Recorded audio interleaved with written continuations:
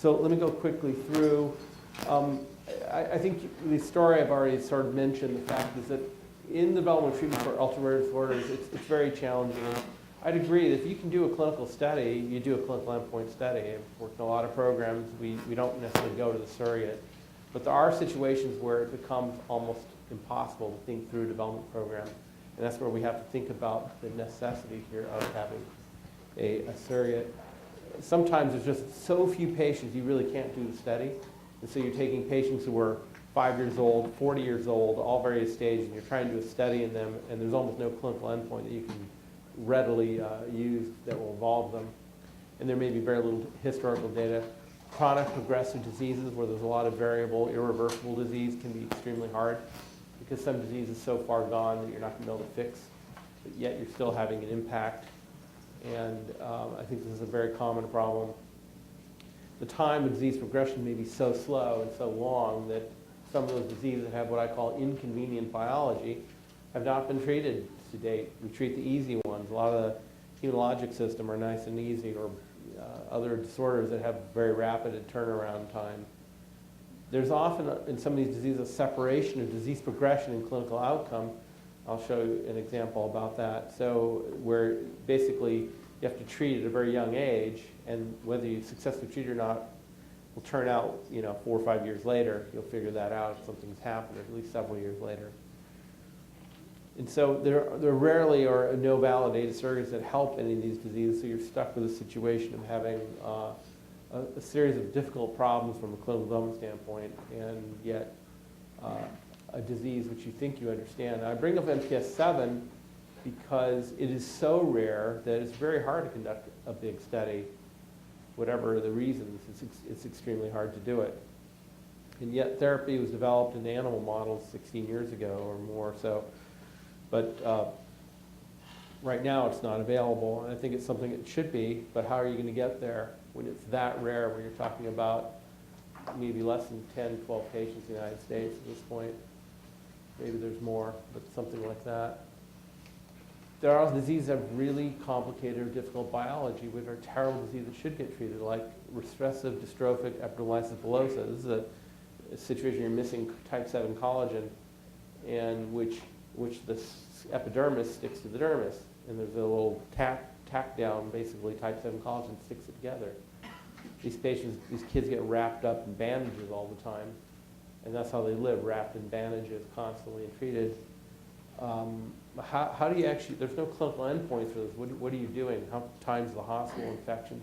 Those are very tricky things to do when they're constantly being intervened with ongoing care. How would you prove the drug's doing something in this patient population? I think it's challenging.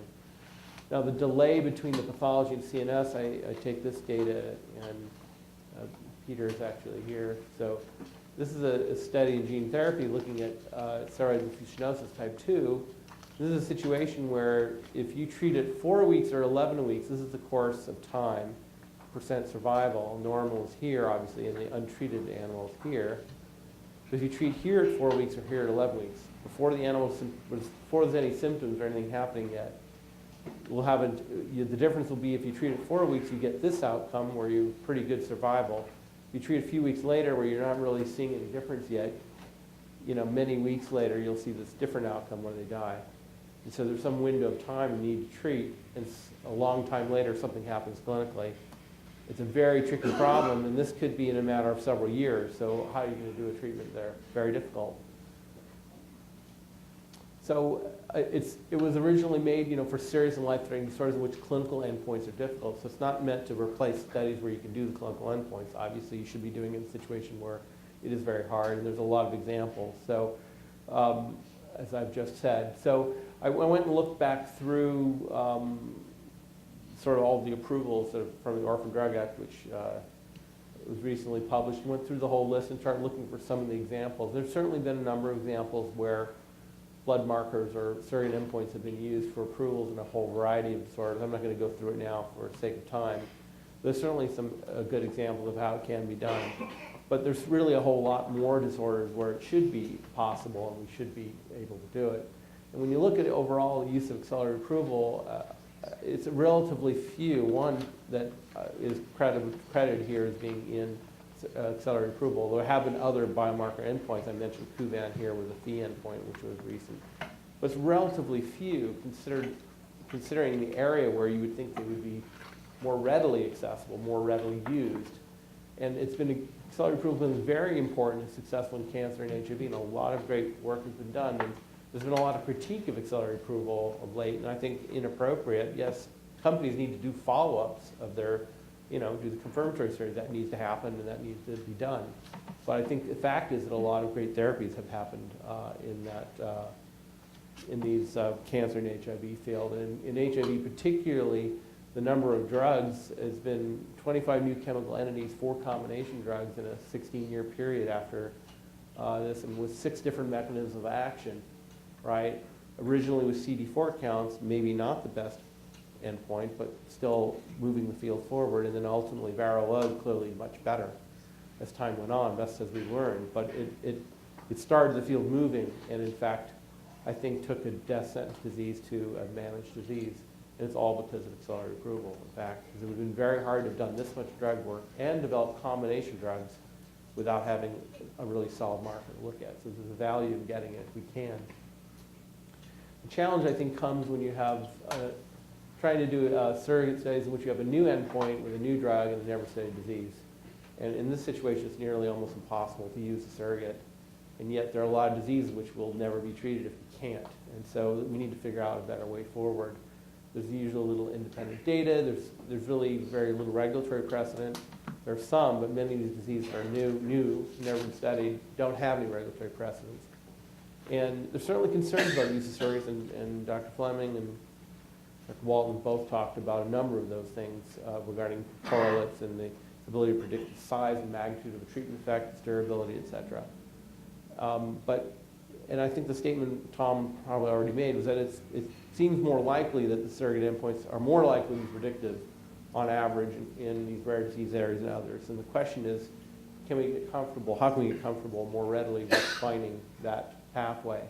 Now, this is a very simplified pathway, which is a form of what Tom has been talking about and what Mark just talked about, which is, and I think it could be done in a much more detailed way, which is a pathophysiological map of where things are happening and how they're happening. And this is just an example from PKU where the liver is primary source of metabolism of phenylalanine.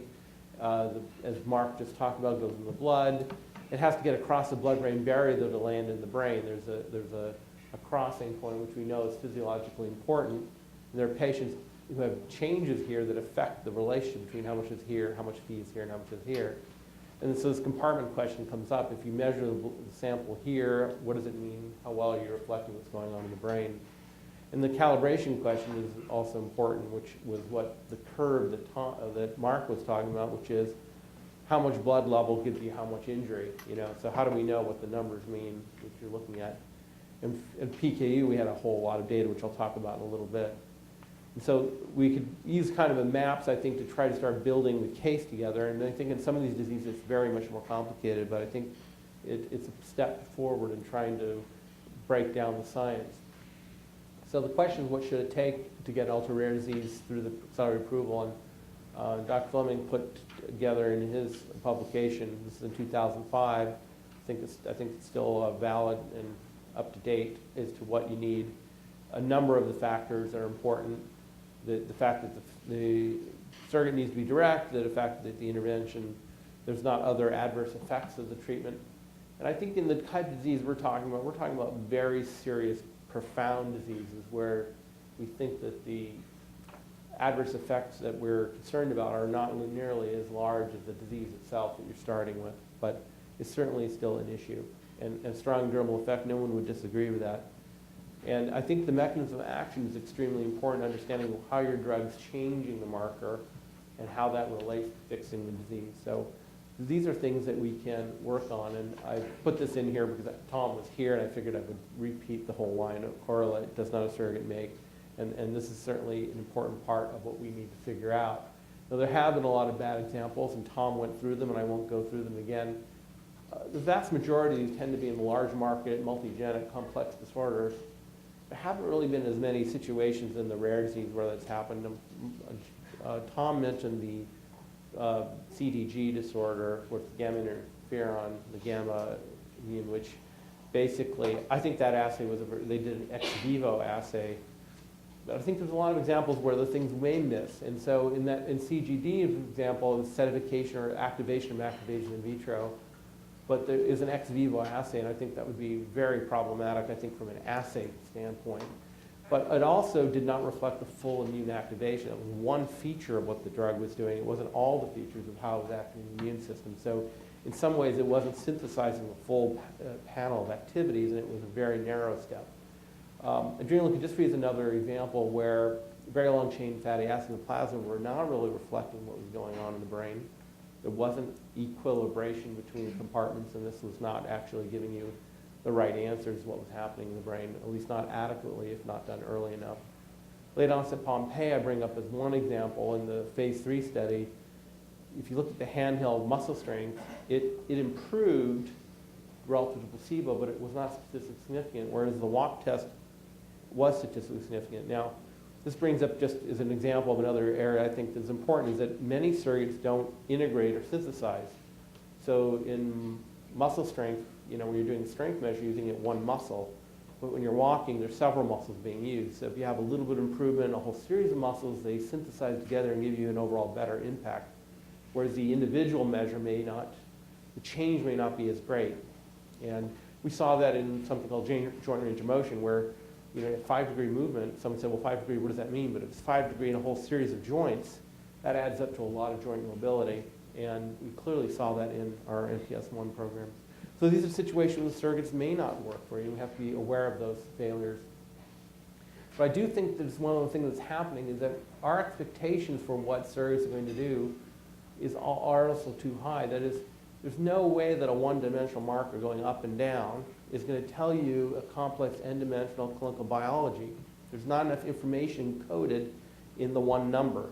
It's just never going to happen. It's never going to be that kind of relation. So you can't really expect a marker even to correlate perfectly with a single clinical endpoint as opposed to an overall clinical outcome. And I think that makes it actually more complicated, and I'll show you an example of that.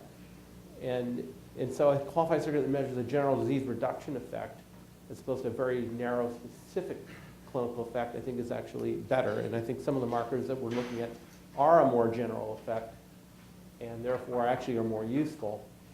Now this is an example that came out of actually Dr. Fleming's paper, in which he showed a very nice linear relationship between a surrogate and a clinical, but the surrogate was disease-free survival relative to overall survival. Well, hopefully those are related, and that's pretty good, but you're not going to always see that. Now, and I think that is a problem, and I think that we won't see this kind of relationship usually with our surrogates, but that doesn't mean they're not useful. It means we have to understand how to use them and how they help us understand what our drugs are doing. Now, I put forth a starting place of criteria. For sake of time, won't go through it right now. This is what I'm intending to do, is to start drilling down a little deeper into what a list of things, ultimately even one layer below this, where what are the series of types of experiments that you should have done that would help us, and try to learn from everything we have done so that people can start looking at this as they're planning their program, saying, what do we need to be doing here? What data do I need to collect to understand how my biomarker works?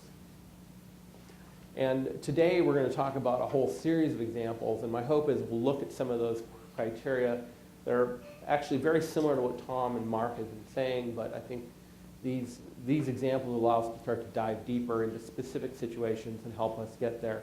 I picked these mainly because these are people that came, we had enough examples and put together. I organized in a very special way, which is by topic areas that are physiologically similar, because I think the topics of discussion are very similar among that group. So that's me right now. And